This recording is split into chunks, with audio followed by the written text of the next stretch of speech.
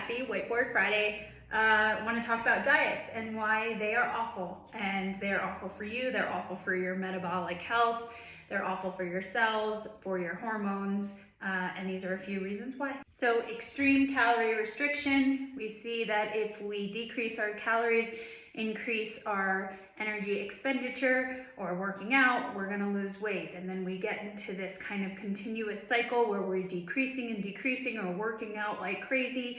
What happens is our metabolism completely slows down. Your body doesn't know what to do with this kind of level of extremely low caloric intake, and our cells actually stop bringing in the proper nutrients that our cells need, the amount that they need. We go into this fight or flight stage where we're holding on to the fat that we have because we're afraid we're not going to get enough. So this extreme calorie restriction is actually counter to what our goals are. Trap food, right? So a lot of times you see something that's fat-free or sugar-free and it's all loaded with a bunch of chemicals. This started happening in the 70s and 80s where everybody was jumping on this fat-free or low-fat craze, and everything that was in there was just hyper-palatable chemicals that made your brain become addicted to this processed food or super high sugar, which the rates of obesity and type 2 diabetes since then have increased. So that alone tells you these kind of ultra-processed bad food that claim they're health food are actually terrible for you, and you really need to stick to whole food. Okay, so you're going on a diet and you're really not happy about it. So what happens? Your stress increases. You start limiting things in your life. You start decreasing things that make you happy because you're so overwhelmed with your diet and what your diet dictates.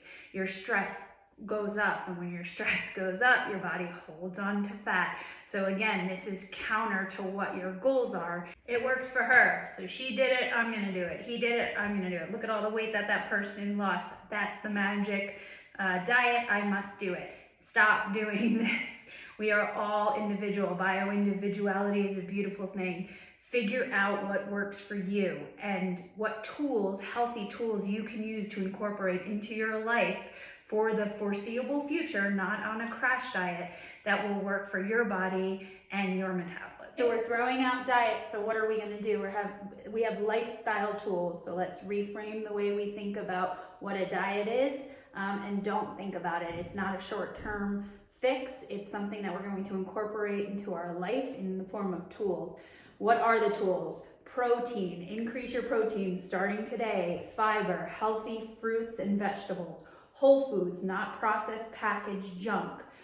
Intermittent fasting is a great tool to use, and I highly recommend it. I hate saying no, so I'm gonna say low or no alcohol and sugar. Just limit it in your life. And then really focus on happiness and self-care and sleep. So these are things that have worked for me. It's what I try to institute with my clients. And if there's anything else that I can do to help you, please reach out. But diets are awful. They mess with our metabolic health and our mental health. And really, everyone around you will be happier if you are not on a diet.